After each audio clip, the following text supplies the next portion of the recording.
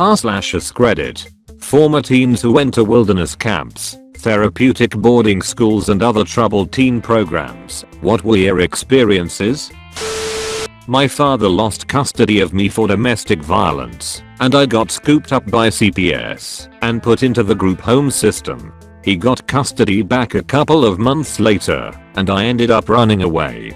They sent me to a place called Vision Quest, which was a place with troublemakers, but not that bad. The thing that was bad was that there wasn't any food. I was eating little single serving cups of cream cheese.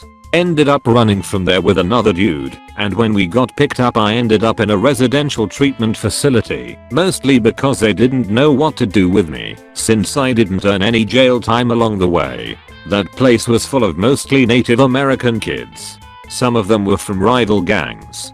The violence was pretty bad. Midnight beatdowns, gang fights, racial violence, sexual abuse, etc. The people running it really seemed to mean well, and were actually pretty fair about seeing what really happened vs everyone gets punished, no matter what. Despite what the other kids were like, it was the first time anyone really told me that it was my family that was wrong, and to just focus on the program and work towards an independent living program, which I did. I was sent to the infamous PCS, Provo Canyon School, from 1994-1996, at the crescendo of the Standing Ipes era. I witnessed a lot of beatings and rapes, but thankfully I was never party to either one of those things. I kept to myself enough and got along with everyone. The worst thing was during a stint in investment, I noticed a few other kids working on loosening a pipe from a drain trap on a sink. I thought that shit was funny at the time, because hey, petty vandalism, right? Well, our group goes to the gym and these thugs hid the detached pipe in a towel. I didn't know until I see our big dopey counselor get whacked hard as fuck in the head. I was the only one that stayed behind, while the rest took his keys and escaped. They didn't get far, and when they were caught, they were all beaten mercilessly and restrained for days before being hauled off to juvie or real jail or the hospital/morgue or whatever. What was fucked is that the counselor was one of the few good ones. I used to stay up and play chess with him when he worked night shift. Worse yet, he had two brothers working there who went from kind of assholes to violent psychopaths after all that. And I got singled out because I was the only one left who was there when it happened. When the dust settled, I still did another few months in investment, stood over 1,000 IPs, didn't see the sun for over 3 months. Plus I took a lot of blame for not preventing that whole thing. Still no regrets, because I would have also taken a pipe to the head if I tried to do anything. I was definitely a troubled teen. A lot of running away, drugs, alcohol, etc. My parents sent me to a lawn school in Maine. When I arrived I was strip searched and showered by a girl, not staff. It was pretty hellish. Abuse was the norm. It was a couple hundred kids and a very small handful of staff. Essentially if you won privileges you got to run things. Until you messed up and had to begging the status climb all over again. We weren't allowed to make friends. That was called a contract and other kids would report you. Our days were spent watching each other, waiting for a chance to tell on someone, because that helped elevate your status. If you mess up enough you get shot down. Sometimes that meant a costume meant to provoke ridicule, sometimes being put in the corner. Literally, unable to speak, not allowed to move around. Guarded for however long by another kid. If the corner person wasn't cooperative then both got in trouble. There was also the boxing ring. One house or multi-house general meetings where you'd stand while everyone rushed you, screaming as loud as they could about what a terrible person you are. I can't type anymore tonight because I'll have bad dreams. Almost 40 years later I still see certain faces. If anyone is actually interested I can add more tomorrow without touchpad typus lol. I wrote this in another thread a few weeks ago about cults, so I'll just copy and paste. I've talked about this before on Reddit and was surprised because so many people also went to these schools but had no idea. The THRU boarding schools were founded by a high-ranking Synan member named Mel Wasserman. If you guys don't know what synonym is, here you go. There's about a dozen of these schools and they are still open. Edit. Here's the school's wiki. I went to Boulder Creek Academy, 2001 to 2003. They kept all the teachings, but dumbed them down for kids. Every few months we would go through a workshop called Profits, where they would do weird ass fucking things like make one person sit on a mattress in the middle of the room and have the rest of us pretend like it was a life raft and you have to scream out all of the reasons you have to live and beg for your life. Staff would walk around going, you live, you die, pretty much all down to favoritism. If you get picked, you get on the life raft. If you don't, you drown, which was a little touchy for me because my older brother had just died from drowning less than 3 years earlier, but I had to act it out regardless, otherwise I would fail the Profit and I would be pushed back and then I would be there another 3 months until the next one rolls around. Also, sleep deprivation was a key part. The last workshop was 7 days and the whole time you have to refer to yourself as me. I don't know how to explain this, but pretty much, if you told a staff that you didn't want to do something, they'd be like, that's right, I doesn't want to do this, but your me does. This was right before they dropped you off at a mall. Keep in mind, we were all kids who were in the middle of nowhere in Idaho, who have been away from the world for almost 3 years, and you had to 1. Buy someone food, 2. Get someone's address, 3. Talk to someone of the opposite sex, and some other shit, but you couldn't tell other people why you were doing it. Think about that next time you're in a mall, if anyone even goes to malls anymore. You would have approached random strangers and do that after being shut away for almost 3 years. When you graduate that Profit Summit, the whole school, about 60 kids at one time, gathers round the main room in the house. They play this fucking song and the kids walk one by one with a rose and walk through the crowd and touch their hands and cry, "Ann, Jesus Christ, what the fuck lol." Just clicking on that song to link it made my heart start beating and really took me back. I can go on and on and on. I was there for 2 years and this doesn't even scratch the surface of all of the weird shit. When did I find out? Like 10 years later, when I really started thinking about it. It all felt totally normal and I just remembered friends and stuff. That's the scary part. This was not normal, and to all the Sea-Doo kids in here, sorry, you were in a cult. Just really take a minute to think about it.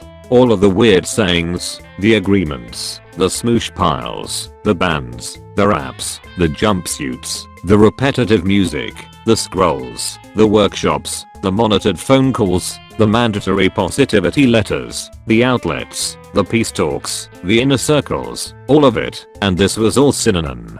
That's not even including the Profits, my dudes. I still have my Profit journal around here somewhere. Let me update this in a bit. Edit. Some other things. Disclosure circles.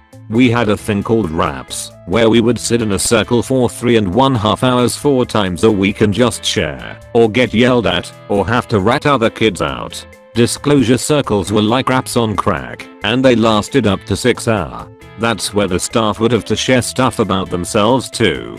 I learned that one of the staff fucked an unconscious girl who drank too much, so that was nice. None of the staff there had any kind of certification or degree, or was qualified to teach Therapeutic. I don't even think you had to have a high school diploma, and this was North Idaho, in the middle of the woods. At the end of the 5th Profit, staff and your friends would hold you down as you struggled to get up, and it would give you this weightless feeling, and they held you up to a light afterwards. That was your rebirth. As you shed your shadow self away, you looked back at your shadow and told it goodbye, and then it was someone else's turn. Edit. The shadow self is something that was connected to the first Profit. You had to draw an ugly image of yourself and then face a wall and stare at it. Also during that Profit you had to put your head between your legs and scream out confessions at the floor. If you couldn't think of anything, you just had to scream at the top of your lungs. There were only about 14 kids to a peer group, so imagine a room full of 14 to 17-year-olds just screaming, crying, and yelling out the most horrible things that had happened to them, while staff paced around them, making sure they did a good job.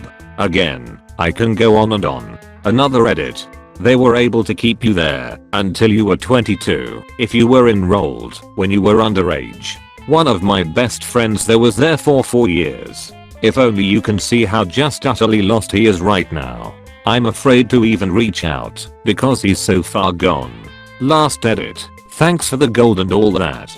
Just remember that this is still going on as you read this and not a damn thing is going to be done about it.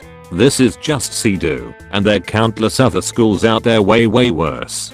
Hell, in Provo Canyon, if you really screw up you get sent to its expansion in fucking Guatemala, and parents are on board with that because the schools all seem so caring to the naive and ill-informed. What else can you do except let people know?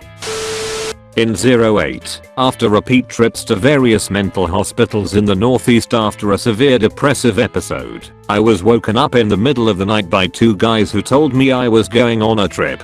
I should add that at this point in my life I had been arrested repeatedly for things like assault, vandalism, disorderly conduct, affray, truancy and other troubled kid behavior. Well, I put up a fight and was promptly put in cuffs and walked out of my house by these 2 guys and my father. An hour later I was on an airplane to Salt Lake City to a residential treatment center / evaluation facility run by Mormons. Intake felt like jail. I was asked to strip naked in a cold shower room. It's February and told to cover myself in lice shampoo and squat and cough. I had to sit there for 10 minutes for the shampoo to do its thing, while these 2 guys eyed me up and down.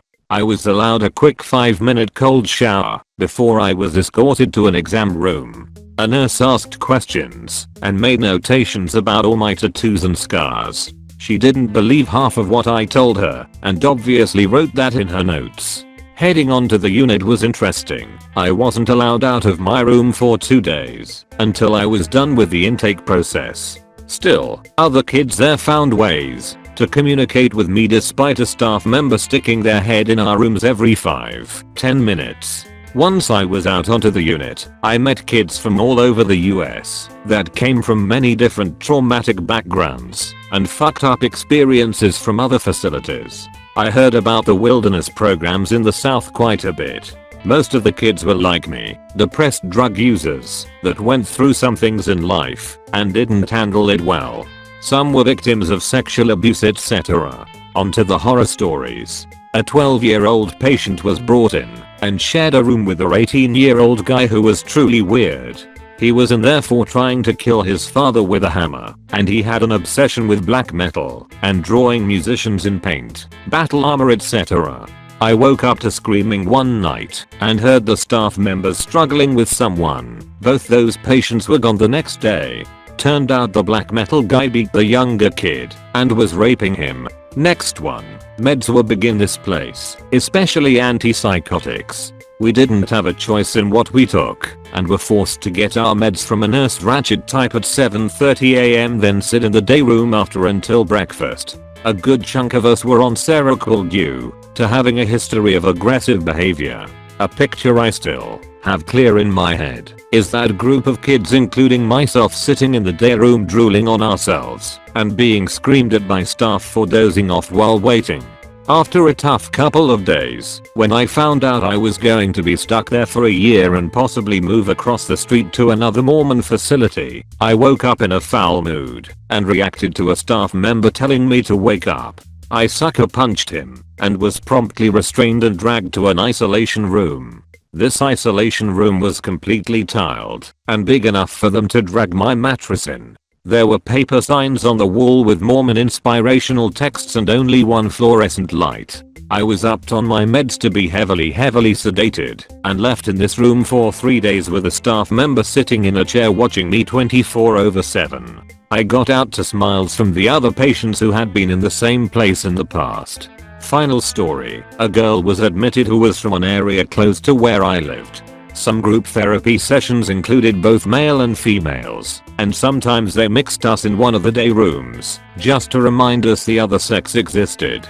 We got to talking and started bonding as friends. Every time we were mixed together we chatted about food back home, the accents, the beaches, Boston etc. One day we were chatting, and she was pulled out of the day room by her doctor for a phone call with the family. I didn't see her again after, because it wasn't good.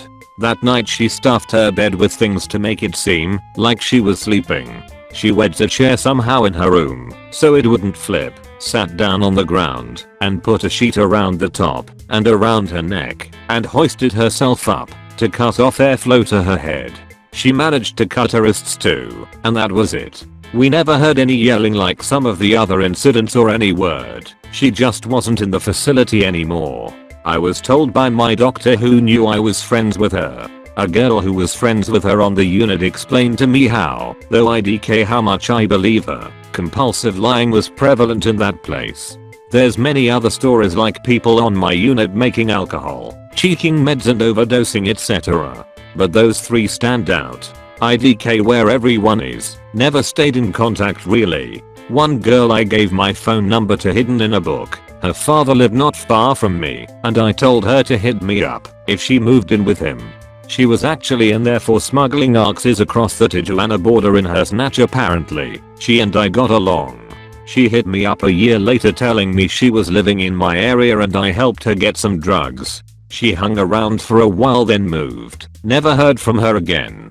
This was long-winded, but it feels good to talk about. The experiences at these facilities did not help me, and if anything made my life worse and more complicated. The mental health system in Utah is a joke, especially when it simply involves throwing medication at teenagers. Edit. Thanks for the upvotes and feedback everyone. Reading the other stories in this thread made me realize my experience in Utah wasn't unique to me, and it's good to know that those places aren't really around anymore. My experience with being forced to stay at a boarding school was horrible. It was highly abusive in uncountable ways. The staff were unprofessional and most certainly not there to comfort you in any way. They actually did the opposite and called us names like liars and manipulators and overall tried to make you feel like a bad person. They controlled every aspect of every moment of your waking life. It was not therapeutic at all. Anyone who says otherwise who went to these places is either brainwashed and in denial, or enjoyed the sadism of bullying other students. The ones willing to snitch on and mistreat others did well and advanced in the program. I was emotionally victimized by staff and students. There was no such thing as personal space or privacy. I was physically assaulted and abused by the staff. I'm appalled these schools are still around and operating. Fuck parents that put their children through that hell. They should not be legally allowed to continue to abuse children for profit. There's too many examples of abuse to put in one post. I'm happy and relieved to say the school I was sent to was shut down for child abuse. Thank God. Long post here, and I saw this rather late, so I doubt anyone will read this post. However, here goes. I was sent to one located in Baja California, called Teen Care Camp. Despite the name, it wasn't the summer camp they tried to make themselves out to be. I was sent there at age 14, for being an at-risk teen. I was ditching classes, going out after school, having a boyfriend, and just not listening to my parents. The duration of my stay was 1 year, and I was discharged from the facility right before my 16th birthday. I was kidnapped when two large individuals, male and female, unlocked the door to my bedroom and my family home at about 3 AM. They flashed a badge at me and told me that I had done some things which got me in trouble and that they were taking me away. They proceeded to handcuff me and then lead me out to their Suburban and shackle my ankles to the SUV. My father came out to see what was going on and to say something to them, but my mother was nowhere in sight. Mind you, I had never done drugs, nor did I even smoke a cigarette at this point in time. When I arrived, I met many kids between the age of 13 to 21 who were already doing heroin, cocaine, basically, heavier drugs like that. Several of the girls at the camp were also underage sex workers to support their habit, and also had been in trouble with the law, and were in and out of rehabs and facilities such as that one. Daily, they would have us do self-study homeschooling for 3 hours, and for the remainder of the day they would have us do chores in group.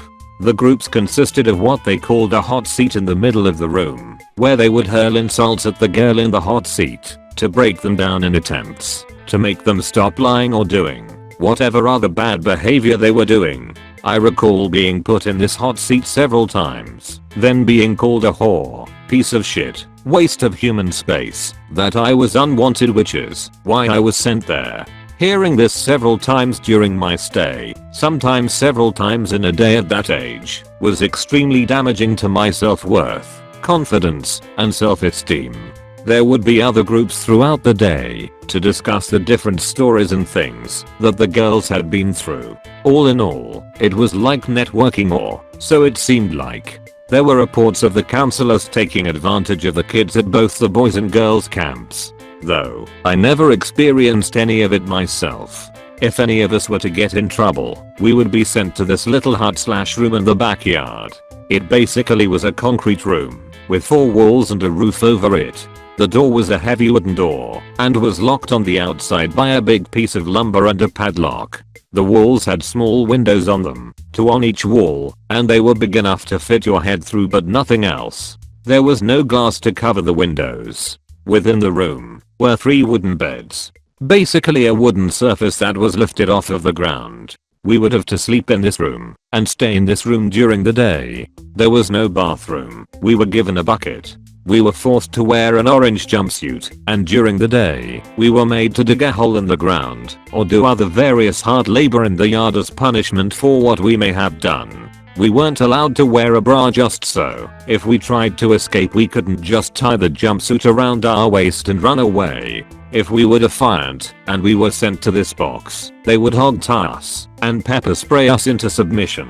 And for the extreme, they would then suggest the parents send their kids over to a wilderness camp that they were affiliated with. All of these camps make a tremendous amount of money, and if one kid was referred to another, they'd get a referral/finder's fee in exchange. So it was just a vast network of them working with one another. If I had to say if this place was harmful or helpful, I would have to say harmful. It's been well over 17 years, and while I'm able to talk about this place today, I still do not forgive my parents for what they did to me. Note, this camp was shut down shortly after I was discharged. I was told the federals came in with guns and demanded everyone leave the property. So the counselors took the kids to places where they felt were safe away from the camp owner and tried to arrange for them to go back to their families. The camp owner, as I understood it, tried to open another camp. However, that is something that was speculated. Stories emerged later on that he was doing drugs with many of the boys over at the boys camp and sexually assaulted several of them as well. None of those stories were really looked into though, as far as I know. Was at Spring Creek Lodge in Montana, 2004-2005. While I was there, a girl hung herself. I still remember her name. The lower levels were divided into families and you could only talk to the other girls in your family. Everything was earned from the right to use condiments to getting a candy bar once a week. You're on silence 22 hours a day. Talking to someone your own level takes away points. Talking on silence takes away points. They had upper level girls in charge of lower level girls. Some of the family mothers were super sweet, some were not. This was in Montana, so we had a lot of ex-meth heads on the staff who were awesome BTW. They made us go to these weird ass seminars that were super invasive and supposed to be life changing. Discovery and Focus were a couple of their names. I could write a book on these seminars. It was a lot of work on trauma and getting out of your comfort zone done by people who were not trained. The goal was to graduate, but most didn't. This place was expensive if you weren't court ordered. So most parents took their kids home eventually. Oh yeah, they would read and edit your letters home lol. If you begged to go home and get demerits for manipulation. A lot of sleep deprivation on the upper levels too, and one time the heat went out, so it was freezing. Montana winters are no joke. I loved Sundays because we'd deep clean and get PB&Js and a movie. I did make some lifelong friends there and people I'll never forget. First real connections I'd made in years. I went in with a lot of trauma and drug issues. I could go on and on, but what a crazy 10 months. I turned 18 in there and told my parents I'd walk to the homeless shelter if they didn't take me out. So they did. I couldn't sleep or shower alone for months. I had been around people 24/7 for so long. The worst was when people would disappear in the middle of the night to get sent to other programs. I got my HS diploma by taking the same tests over and over in a trailer we went to for class. Okay, that's enough from me. I could go on and on, thanks for letting me share. I went to a 13-month therapeutic boarding school like a residential treatment center till I turned 18. It was in Utah and the worst experience of my life. I had long-term CPTSD and issues 10 years later. We are not coincidentally called survivors. I watched a person having a seizure get pressure pointed till they died. I watched a teenage girl held down by 3 adult men scream like a wild animal. I've never heard anything like it. I watched therapists convince girls they lied about sexual assaults or abortions and tell their parents they were liars when they weren't. They strip searched you, made you squat and cough naked, even if you just went off campus to the dentist, and were with staff the entire time, even in the bathroom. When they intaked you the first time, they kept your underwear in a plastic bag. We were told this was for the dogs in case you run away. The worst was just the long-term, systematic institutionalized breaking down of innocence, creativity, and independence that these kids might have otherwise been able to revel in had they been born in different families or households. I didn't talk to my parents for years. Our relationship will be strained forever. The school was finally shut down for child abuse 3 years after I left, but reopened under a different name. The group that owned it, Aspen Education Group, owned by CRC Health, owned by the Boone Group, on which Mitt Romney sits a board member, has tried to keep me from getting my HIPAA and legally entitled medical documents for a decade. Thank you so much for watching the whole video. Please leave a like and subscribe.